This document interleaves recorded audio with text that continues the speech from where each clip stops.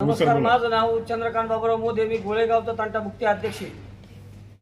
काल तर तुमच्या विरुद्ध पत्रकार परिषद झाली, तुमच्यावर विविध आरोप करण्यात आले. ॲट्रॉसिटीचा गैरवापर सुरू आहे आणि ही जमीन ही ट्रस्टची असताना तुम्ही त्याच्यावर बेकायदेशीर कब्जा सांगताय, ताबा सांगताय, काय सांगायचं साहेब? आता असं म्हणायचंय का आजपर्यंत जे त्यांनी आमच्या बरोबर केले, ताबा आमचाच आहे आणि खरेदी खत मी 1994 साली माझ्या वडिलांनी केली. ताबा पहिल्यापासून आमचाच हे 55. आज आमची ही 4थी ते 5वी पिढी ह्या जमिनीला. पहिलं कुळ पण होतं आणि कुळ कायद्याच्या हिशोबाने परत जमिनी आमच्या वडिलांनी खरेदी केली 1994 ला. कोणाकडून घेतली? विठ्ठल बळवंत जोशी. ते म्हणतात त्यांचे खरेदी खते, मग कसं आहे? आता त्यांचं खरेदी खत असं आहे का त्यांना देवस्थान ट्रस्टला एक 10 गुंठ जमीन होती, ती त्यांच्या वडिलांनी बक्षीसपत्र करून दिली होती त्यावेळेस. पण त्यावेळेस त्या बक्षीसपत्राची केस चालू होती पुण्याच्या कोर्टाला, तिकडे पुण्यामध्ये कोर्टामध्ये केस चालू होती. तर ती केस चालू असताना ते बक्षीसपत्र 10 गुंठ्याचं रद्द झाले. आता ते रद्द झालेलं बक्षीसपत्र तो विठ्ठल बळवंत जोशी तो घेऊन गेला, म्हणजे माझ्या वडिलांकडून घेऊन गेला तो, जेव्हा त्याचा निकाल झाला तेव्हा. बरं, ते बक्षीसपत्र रद्द झाले तुम्ही म्हणता, त्या संदर्भात काय तुमच्याकडे पुरावा आहे का कागदपत्री किंवा?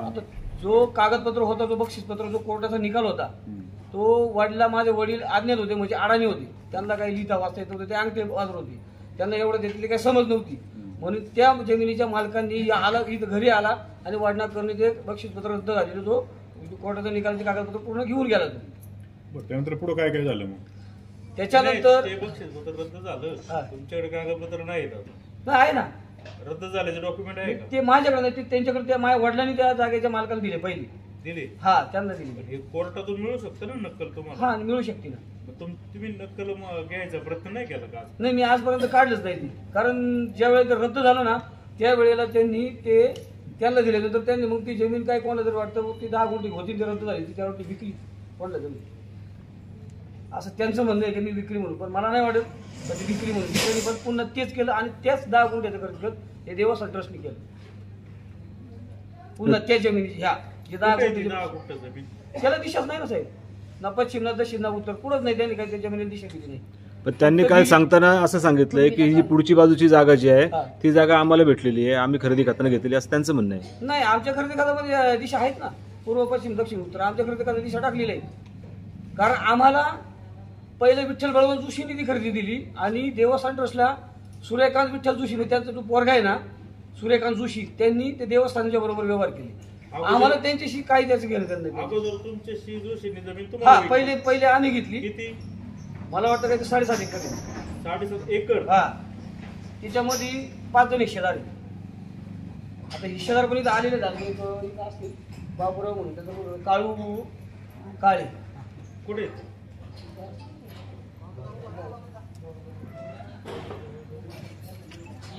यांच्या वडिलांनी घेतलेली आहे का? काळू माधव काळे, हे त्यांचे मुलगे आहेत बाबूराव. तुम्ही आणि ते कोण आहेत? तुकाराम शिंदे.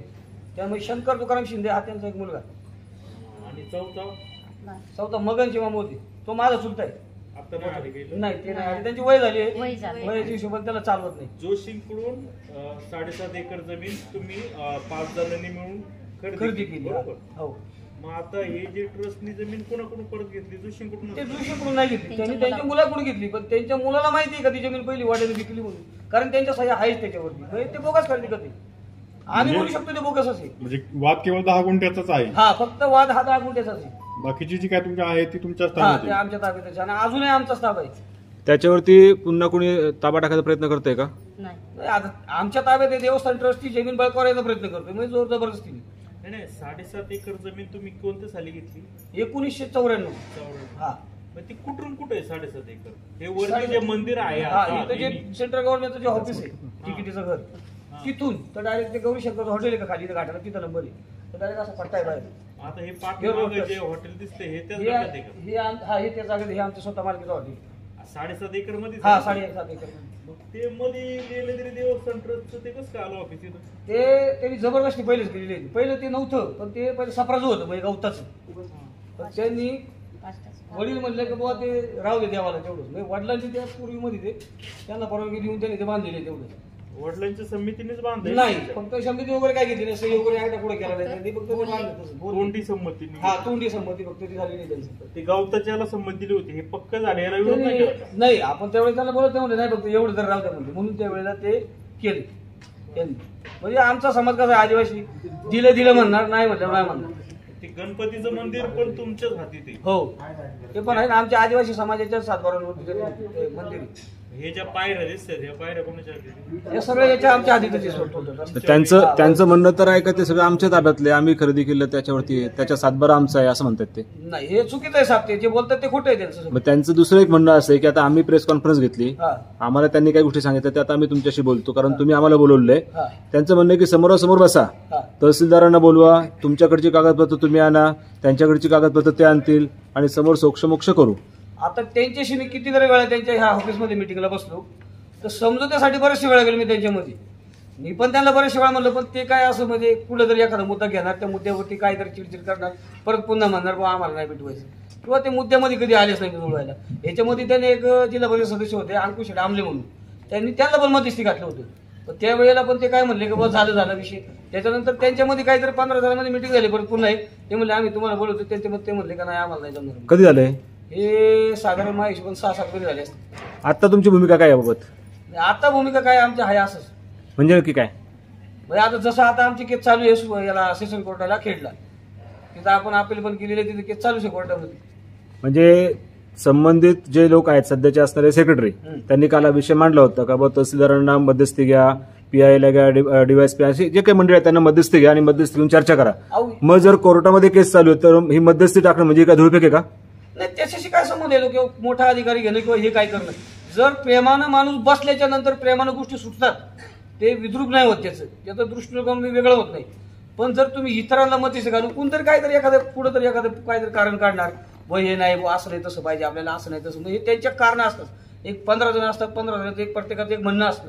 जर 4 जणाला पटलं तर त्या बाकीच्या 5 जणाला पटत नाही, किंवा त्या 5 जणाला पटलं तर इतर दोघाला जमत नाही. याच्यावरून त्या कारणामुळे ते हे पेंडिंगला पडत असेल. म्हणजे त्या समजुतीने घ्यायचा विषय नाही. आता यांचं म्हणणं का सगळं पाहिजे, एक तर आपल्यालाच पाहिजे, ही इथं ठाकर आदिवासी समाज इथं नको. म्हणजे यांना या हुसकून लावलं, म्हणजे विषय इथं संपून गेला. म्हणजे आपणच इथं स्थायिक राज्य झालं. त्यांचा रोष तुमच्यावर आहे की तुमचं एकमेव कुटुंब आहे की ते त्रास देतं देवस्थानला? बाकी आता हा त्यांचा गैरसमज आहे. जर माझ्या कुटुंबावर माझं त्यांच्यावर रोष असता किंवा वैयक्तिक त्यांच्याबरोबर भांडणं असती तर हा त्यांनी विचार केला पाहिजे. मी नाही करत, मी माझ्या जागेवर ठामीन. आणि एवढी जी आले हिचं वैयक्तिक आहेत का? मोदी सर 7.5 एकर जमीन तुम्ही खरेदी केली आहे, ती पूर्ण तुमच्या ताब्यात आहे का? हो, पूर्ण ताब्यात. मी हे जे ऑफिस दिसते हे फक्त ताब्यात नाही. हो, एवढंच फक्त ताब्यात. ते खाली जे टप्पर आहेत ते कोणाचे आहेत? त्या याच्यावरती काय नाही आपली PWC च्या. नाही PWCच्या याच्यात म्हणजे खाली हा रस्ता आहे का? हा, इथपर्यंत नाही काय PWC मध्ये. आता हे ज्या बाजूला टपऱ्या उभ्या आहेत ते कोणाचे? ते आता हल्ली ना ते देवस्थान जबरदस्तीने त्यांच्याकडून भाडं वसूल करते, जबरदस्ती. म्हणजे तुमचा असं म्हणणं आहे की त्या जागा तुमच्या जागेमध्ये त्या टपऱ्या आहेत, भाडं हे घेते? हा, हे जबरदस्ती घेते. मग याला विरोध का नाही केला तुम्ही? आपण विरोध केला ना, मग ह्या टपऱ्याची पण केस आपण टाकली ना. मग केस चालू आहे आता सेशन कोर्टात. या अगोदर केस कुठे केस चालली पहिली होती? जुन्नरला होती. काय झालं त्या केसमध्ये? ते 50-50 दिले त्यांनी म्हणजे दोन्ही बाजूला. म्हणजे काय केलं नक्की? हा, संदिग्ध झाला. काय निकाल आहे सांगता? हो, यांनी त्यांना हरकत करायचं आणि त्यांनी आम्हाला हरकत करायचं नाही, असं तो कोर्टाने 50-50 दिला आहे. तसं जैसे ते तसेच ठेवा. पुढच्या कोर्टात कोण गेले नक्की? पुढच्या कोर्टात आपण गेलो.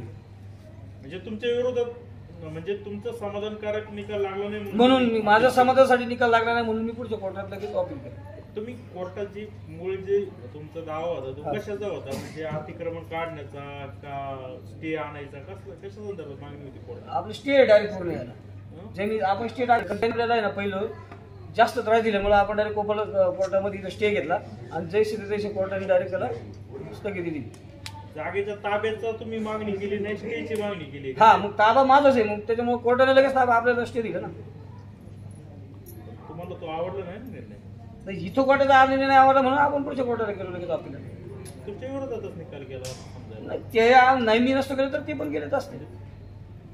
त्यांना पण शेवटी ते गेले असते तर मी पण ते किंवा मी तर गेलोच असतो ना कोर्टाला. दोन्ही पार्ट्याला जर निर्णय नाही आवडला म्हणून त्याच्यानंतर आम्ही बसलोच होतो मिटवले, पण ते नाही मिटली. तुम्ही मोजणी का नाही आणली? मोजणी नाही, आज मोजणी याची झालेलीच आहे ना. पण ही जी 7.5 एकर जमीन आहे तुमची, हा. तर तुम्ही म्हणताय का हा तुम्ही बसला हे रस्ता बी तुमचाच आहे हा. बरोबर, याची मोजणी का नाही केली आतापर्यंत? मोजणी झालेली आहे. जर तसं गट जर पूर्ण मोजला ना तर ह्या गटामध्ये जवळजवळ मला वाटतं काहीतरी 35 गुंठेचं क्षेत्र कमी पडतं. जे दोष आहे मोजणीमध्ये हा नाही नाही जे आहे ते बरोबर आहे, फक्त हा रस्ता वगैरे आलाय त्या रस्त्यामध्ये बरीचशी जमीन गेलेली आहे म्हणून ती पण जवळजवळ 35 गुंठे क्षेत्रातच कमी लागली. मग जर समजा क्षेत्रामध्ये जर जमीन कमी असेल तर मी यांना जमीन का द्यायची, ते 10 गुंठ कुठे द्यायची? कारण मलाच जमीन कमी येते ना, मग त्यांची 10 गुंठ रोडमध्येच गेली ना, रस्ता जमीन राहिली कुठे द्यायची? 7.5 एकर मध्ये 35 गुंठ जमिनी हा. लागतच नाही. नाही मग तुम्ही जे अधीक्षक आहेत भूमी अभिलेखे त्यांच्याकडे अपील का नाही केलं? केलं होतं ना. मग काय इथं झाले का सर्वे नंबरच्या पुन्हा मोजणी वगैरे? हा मोजणी झालेली आहे पूर्ण, नकाशे पण आहे मोजणी. काढून दिलं का ते 35 हा गुंठ कुठे ते? नाही त्यांनी नाही म्हणले, ते घे म्हणले काय आमची. मग त्यांचं आहे तर मग मला कमी पडतं, मग हे म्हणले की बाबा मी आम्हाला पाहिजे. मग ते म्हणले हा रोड सोडून ते पाठीमागे दावा घालायला लागले ना मागच्या बाजूला. समजा रोडमध्ये जमीन जर गेली असेल तर ते पाठीमागे दावा घालायला लागले. तर मी म्हणलं मी पाठीमागे नाही देणार, मी पाठीमागे माझी जमीन आहे. जर रोडमध्ये तुमची जमीन गेली म्हटल्यानंतर तुम्हाला जमीन कोण देणार? मग त्याच्यावरून हा वाद निर्माण झाला. 7.5 एकर मध्येच त्यांनी 10 गुंठ खरेदी केले हा तेच रोडमध्ये गेलं, आता राहिली पुढे. जोशींच्या मुलाकडून हा दुसरीच्या मला कुठे 10 गुंठ खरेदी केलेली आहे. हो. म्हणजे- तुमचं म्हणणं आहे का ते बोगस आहे? हा माझा दावा ताब्याचा स्टेचा का बोगस खरेदी खताचा नक्की काय काय? आता ताबा माझाच आहे आणि त्यांचं जे आहे ते दावा तसंच- दावा जो कोर्टात दावा टाकलाय हा. तो दावा नक्की कसलाय? स्टेचा, या जागेवरचा, बोगस खरेदी खताचा, ताब्याचा नक्की काय? हे आपलं ताब्याचं आहे डायरेक्ट. मग खरेदी खत बोगस आहे, मग त्याच्या विरोधात का नाही का तुम्ही आवाज? टाकलंय ना सगळं टोटलच घेते त्याच्यामध्ये. आता दाव्याचं खरेदी करतो सगळं एकत्र दावा हे आहे पूर्ण. बक्षीसपत्र 10 गुंठ्याचं केलं ना, तुमचं काय म्हणणं आहे ते बोगस आहे. हा ते रद्द होण्यासाठी काय केलं आतापर्यंत आपण? ते आपण नाही, ते ज्याचे नावं होती त्यांनी ज्यांनी केस देवस्थान ट्रस्ट आणि जोशी मध्ये लागली होती ती केस होती दोघांमध्ये. तर त्या केसला माझे वडील जायचे, त्या वडिलांनी ती केस फॉलोअप केली, त्याचा निकाल लागला, त्यांच्या थ्रू निकाल लागला जोशींच्या बाजूने. जोशींनी ती कागदपत्र घेऊन गेले आणि मग त्याच्यानंतर ती जमीन त्यांनी देवस्थान ट्रस्टला काय केलं, विकली का ठेवली ते आपल्याला नाही सांगायचं. नाही पण 94ला जर तुम्ही खरेदी खत केलं असं म्हणताय हा आणि त्या जोशींनी, जे कोण मोठे जोशी, काय त्यांचं नाव म्हटलं तुम्ही? विठ्ठल बळवंत जोशी. विठ्ठल बळवंत जोशींनी जर ती जमीन तुम्हाला विकली हा. तर विठ्ठल बळवंत जोशी सगळी जमीन विकल्यानंतर सगळीच विकली ना? हो तर त्याच्यानंतर मग ती 10 गुंठे ते कशी काय, त्यांचा मुलगा कसं काय विकू 10 शकतो? गुंठ्याची होती ना ती त्यांनी ती बक्षीसपत्रामुळे ती देवस्थानला गेली होती ना. हा. मग त्याचा निकाल लागल्यानंतर ती त्यांच्याकडे झाली ना पुन्हा परत कोणाकडे आली? जोशींकडे. जोशींकडे हा आली. तो सुरेश जोशी म्हणून. आणि सुरेश जोशींनी परत ती कोणाला विकली मग? ती देवस्थानला दिली त्यांनी वाटतं. आता खरेदी करत देवस्थानने त्याच केलं ना. वाटतंय म्हणजे तुम्हाला हे डॉक्युमेंट काही पूर्ण माहिती नाही नाही, आपण त्यांचं नाही पाहिलं. आता साहेब त्यांचं म्हणजे तुमच्याच विषयाशी संदर्भात आमचं शिक्षण पहिलं आदिवासी म्हणजे मी शिकलोय 2री. माझं काही शिक्षण एवढं नाही किंवा मला ते इंग्लिश वाचता येतं त्याच्यातला काही भाग नाही. आम्हाला फक्त वकील म्हणतात असं आहे आणि ते हिशोब म्हणतात. आता कायद्याला वकील असतात, आपण तर वकिलाचं हे नाही करू शकत ना कायदा. शंकरतामाने त्यांनी जे टायमाला मी इथं आले, हां इथं आल्यानंतर त्याने मला काय म्हणला, जी आमची जागा आहे, शंकरतामाने म्हणला मला, तर म्हणलं तुझी जागा आहे तर काढून घे पुढे. हां मोजणी आणली आणि ते मग माझ्या क्षेत्रात त्यांनी ताबा घ्यायला हे लोक आली त्यांची 15 जण. हां आणि मी म्हणले माझ्या क्षेत्रामध्ये मी तुला काय ताबा देणार नाही. आणि त्याच्याहून मग ते भांडणं झाल्यानंतर मग शंकरतामाने पोलीस स्टेशनला गेला, माझ्यावर कंप्लेंट दिली का त्या बाईने आम्हाला मारलं, आम्हाला असं केलं. हां त्याच वेळेचाच ना, त्याच वेळेस. हां 94चा त्याच वेळचं चाललंय. साधारण घटना ती झाली असं माझ्या मते 2006 ते 7 त्यावेळेस तो म्हणजे 2005ला त्यांचं खरेदी खत झालं. 2006 पासून पुढे वाद चालू झालेला. वाद चालू झाला. पाठी मग हे हॉटेल दिसते हां हे तुम्ही बांधलं कधी? ते आत्ता बांधले. आत्ता बांधले. किती दिवस झाले? 2018. 18ला. हा त्याला काही विरोध केला का ट्रस्टवाल्यांनी? हा नाही पण त्याला सेंट्रल गव्हर्नमेंटचं परमिशन आहे. ट्रस्टवाल्यांनी ते विरोध केला होता ना, केला होता. पण आपण तसं कोर्टाने आपल्याला त्याची सर्व कशी परवानगी दिली होती बांधायला. सेंट्रल गव्हर्नमेंटचे पहिले परमिशन काढलं आपण ते जे कोर्टाला दिली तर कोर्टाने म्हणते त्याला हरकत करायचं नाही, आपण बांधून घेतलं. कारण ते विस्तार सेंट्रल गव्हर्नमेंटचं परमिशन आपल्याकडे लेटर आहे. अहो सेंट्रल गव्हर्नमेंट म्हणजे तिथून जे लेणीपासून अंतर असतं इथं बांधकाम करायचं ते क्षेत्र. तुम्ही काय विचारतोय हा.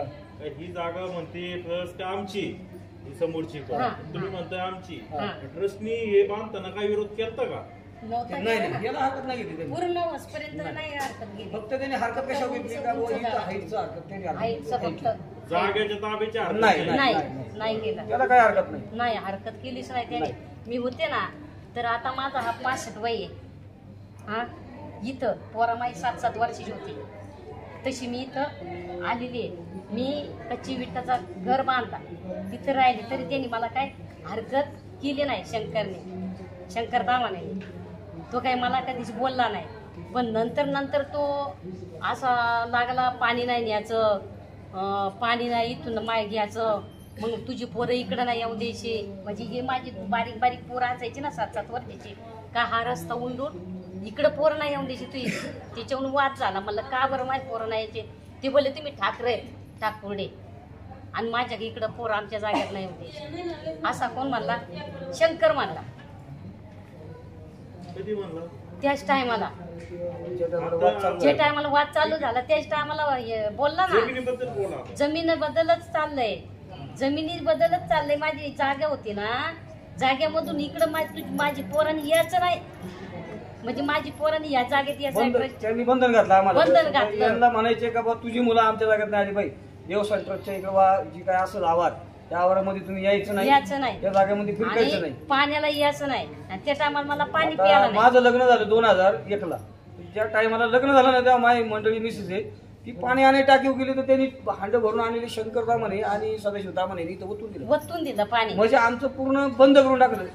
तुम्ही आमच्या जागेत यायचं नाही हा. असा विषय. आमचं पाणी सुद्धा प्यायचं नाही. पाणी प्यायचं नाही. तुमचं असं म्हणणं आहे की आता ही जी लाईन आहे वरून हा. ही सगळी लाईनची सगळी जागा ही तुमची आहे खालपर्यंत. कोणतं हॉटेलचं नाव सांगितलं? गौरी शंकर. गौरी शंकर. ठीक आहे. मग आता तिथं हे जे क्षेत्र आहे. बांधायला म्हणून हे सापडायचं दिलं यांनी पक्का बेकायदेशीर बांधकाम हा. केलं. खालची दुकानं बेकायदेशीरपणे ते भाडे घेतात हा. तुमच्या जागेत असं हो. तुमचं म्हणणं हो. आहे. आणि याबाबत केस कोर्टामध्ये सुरू सुरू आहे. आहे. आता ती कोर्टात केस सुरू आहे ना तो ठीक आहे. त्याच्यावर आपल्याला काही चर्चा करता येत नाही. आता हे जे तुमचे जे विषय चाललेले आहे अॅट्रॉसिटीचं हा. त्याच्याबद्दल बोला. आता ऑर्डर सिटीला माझ्या मुलाने इथून कुपन घेतलं. आता इथून कुपन गेलो 25 तो जेवायला गेला तर सविस्तर माझ्या मुलाने त्याला सांगितलं का बाबा मी पिंटू शेटचा मुलगा आहे. आता मी गोळेगाव तंटामुक्ती अध्यक्ष म्हणले होते मला ओळखत नाही का किंवा माझ्या मुलांना ओळखत नाही. याच्यातला काही भाग नाही. माझ्या मुलांना सगळं ओळखत आहेत. त्याच्यानंतर तिथं मुलगा गेला तेव्हा ते पोरांनी ताट घेतलं जेवायला ताट घेतलं. सदाशिव तामाने मी ते हिसकाटून घेतलं. त्याच्यानंतर तिथं ती कॅरीबॅग पडलेली होती. त्यांनी त्या कॅरीबॅगमध्ये त्या मुलांनी भरून दिलं. कोण होता अभिलाष शिरताट म्हणून. त्यांनी त्या कॅरीबॅगमध्ये भरून दिलं. तर भरून दिल्याच्या नंतर ती कॅरीबॅग पण त्यांनी हिसकाटून घेतली. ते म्हणलं इथं बसून खायचं. हा काय म्हणला की इथं गर्दी आहे. मी गर्दी असल्यामुळे मी बाहेर कुठं जाऊन आपलं बसून खातो म्हणून. तर त्याच्यावर तो दरवाजामध्ये त्याला म्हटलं तुम्हाला माहित नाही की इथं तुम्ही हे जेवण नाही तर आम्ही इथं ठाकूड्यांना जेवायला परवानगी नाही. आणि इतर काही पण जेवण असलं का तरी आमच्या समाजाचे पोरं जर जेवायला आतमध्ये आली तर त्याला त्या दरवाजाला काठी लावते नाही तुम्ही बाहेर जा रे. म्हणजे ही पद्धत ही देवस्थान ट्रस्टची अशी वागणूक करत होता खालच्या दरीचे. थोडक्यात आम्ही आदिवासी ठाकर समाजाचे म्हणून आम्ही किंवा काही इतर गोष्टी खातो का आम्हाला आमचा यांना वास येतो हे आम्हाला नाही माहिती. म्हणजे किंवा कुठल्या तरी गोष्टी असतील याचा अर्थ आम्ही खालच्या जातीचे म्हणून आमचा वास येतो अंगा बसल्याच्या नंतर घाण वाचतो असं म्हणायचं आपण. आम्ही मासे खातो खेकडे खातो याच्यावरनं त्याला वास येतो. आता काय म्हणाय बाई यांना आमच्या मुलांनी अन्न खायला नाही असं जाती बोलायचं म्हणजे काय सोपं आहे का? याच काय असं काही लावलेलं आहे बोडे. हा? का नाही अॅट्रॉसिटी लागायची? आता ते म्हणतात का ऑर्डर खोटी. तुम्ही खोटी तर तुम्ही तिथे शानशानी करा ना. सीसीटीव्ही फुटेज आहेच आहे त्यांच्याकडे. फुटेज आहे. डिपार्टमेंट करून ते आहेच. त्यांचं म्हणणं असं आहे की जेवण पार्सल देत नाहीये इथं बसून खायचं असं त्यांनी सांगताना सांगितलं होतं. नक्की काय आम्ही काय समजायचं? बरं मी काय म्हणतो साहेब मला तुम्ही प्रश्न विचारलेला एक ते म्हणतात आम्ही पार्सल देत नाही. तर मी त्यांच्याकडे एक 8 दिवस झाले एक अर्ज केलाय काही मला तुमचा 15 दिवसाचा डेटा पाहिजे फुटेज. मी त्याला एक अर्ज दिलेला आहे बाईक फाडलाय. तर मग त्यांनी मला एवढ्या दिवसामध्ये देवस्थान ट्रस्टची मीटिंग लावून किंवा त्या अध्यक्षांनी जे अध्यक्ष आहेत संजू ढेकणे मग त्यांनी का नाही सांगितलं की बा त्यांना काय पाहिजे ते फुटेज द्या म्हणून.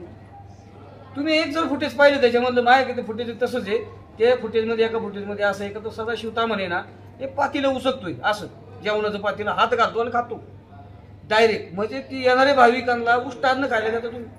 तुम्हाला जर अन्न जर चाखायचं असेल तर एक पळी घेणे ती हातावर घेणे आणि ते चाकून पाणी ते पदार्थ बनवले का नाही बरोबर. तुमच्याकडे व्हिडिओ आहे फुटेजमध्ये आहे ना. पोलीस सांगतात ते फुटेजच बरे त्याच्यामध्ये पण तुम्ही बघू शकता. तुम्ही आता म्हणजे माझ्याकडे आहे. नाही फुटेजमध्ये आहे ना. अहो तुम्ही काय म्हटले आता माझ्याकडे आहे. मोबाईल मध्ये नाही ते पेनड्राईव्ह मध्ये आहे. पेनड्राईव्ह मध्ये फुटेज आहे. कुणाच्या पेनड्राईव्ह मध्ये? हे काय इकडे दाखवा होतं का?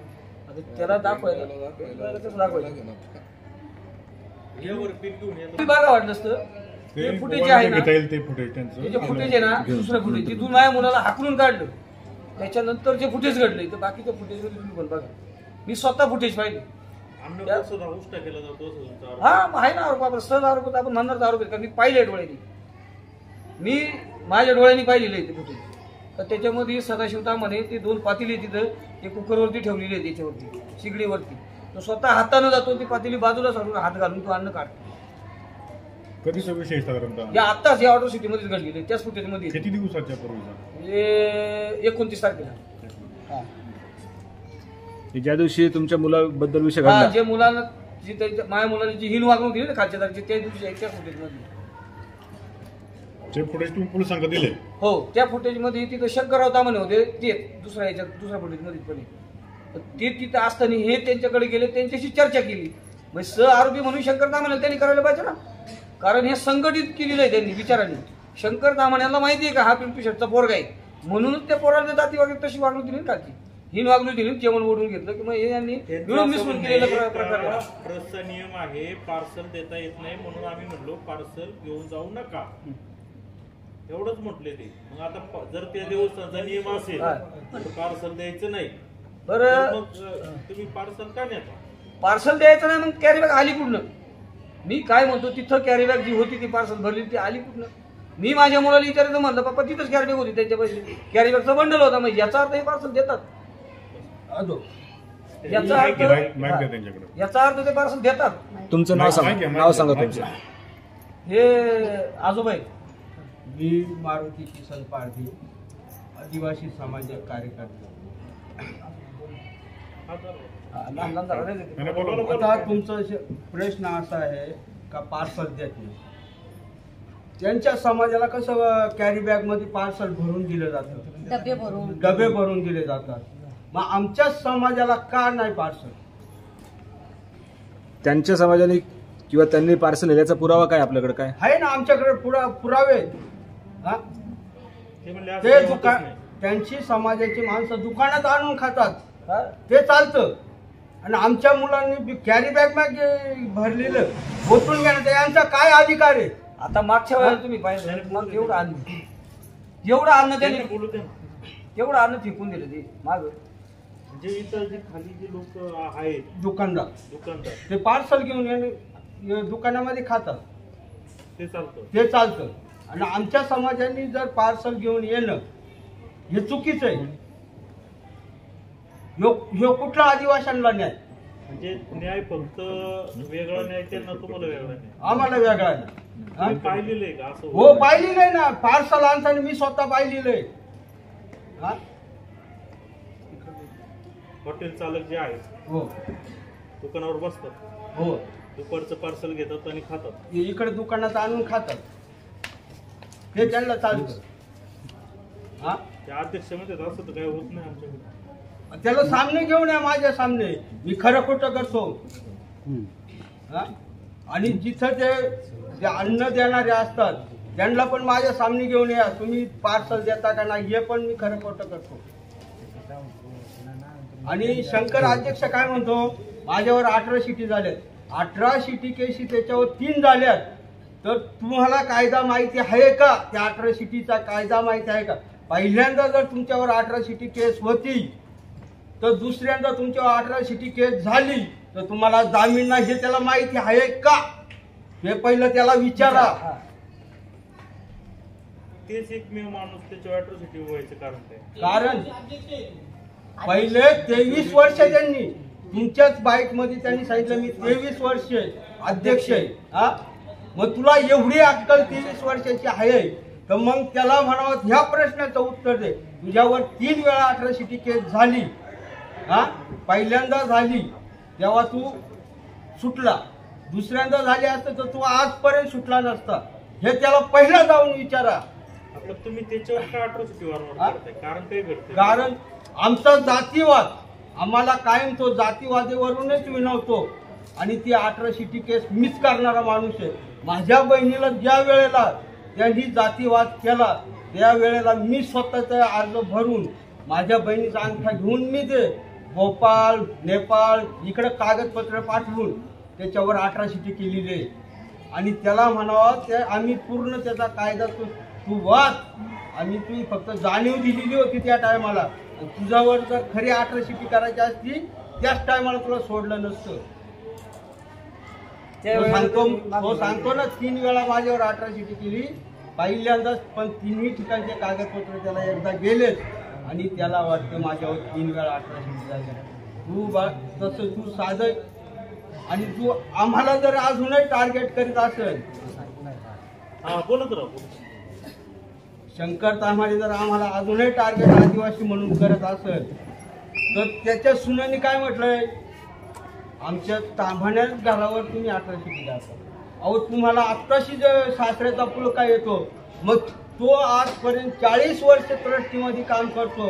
काही गोष्टी घडल्या मग तोपर्यंत सून जागी नाही झाली का, सासरे बाबा तुम्ही आजपर्यंत एवढं केलं, आता शांत राहा, तो कारभार सोडून द्या, राजीनामा द्या, आपल्या घरात बसा. आज तुम्हाला सुनाला पुळका आला, परत एकाच्या पुतण्याला पुळका आला. पुतण्या इथं 5-6 वर्ष मनोखे विकत होता. आपला चुलता काय करतो काय नाही करी, त्याच टायमाला जर त्या पुतण्यानी जर चुलत्याला सांगितलं असतं मुद्द्यावर अॅट्रॉसिटी केलेली आहे बरोबर. हो, त्यांचं काय म्हणणं आहे, फक्त माझ्यावर अॅट्रॉसिटी फक्त मोदे कुटुंबच करतं. या टाकरवाडीमध्ये 200 लोक आहे, घर आहे, त्या 200 घरापैकी बाकीचे लोक काय अॅट्रॉसिटी करत नाही. अॅट्रॉसिटी म्हणजे आता हे खुद्द इथं राहिलंय, यांना जास्त त्रास आहे. आणि ते काय म्हणतात, आमच्या तांभाण्याच कुटुंबावर अॅट्रॉसिटी झाली, त्या लोखंडे कंपनीवर सुद्धा 18 शिटीची केस झालेली आहे टाकल्या प्रकरणावरून. ते का नाही ओपन करती? टाकल्या प्रकरण हे अख्ख्या जुन्नर तालुक्यामध्ये माहिती आहे. मग ती टाकल्या प्रकरणाची 18 शिटीच्या केसेसचा ओपन का नाही करते ते, आणि हे ताम्हाण्यांचंच का सांगतात? हा, हे म्हणतात आम्हाला ताम्हाण्यांना टार्गेट करतात. आता सदाशिव ताम्हाणेचा पुतण्या इथं किती वर्ष मनोके विकत, त्याच्यावर किती गुन्हे झाले, म्हणजे हे त्या टायमाला त्यांनी चुलत्याला का नाही दाखलं का बा तुम्ही आता हे कारभार सोडा आणि आपल्या घरच्या याच्यामध्ये लक्ष टाका.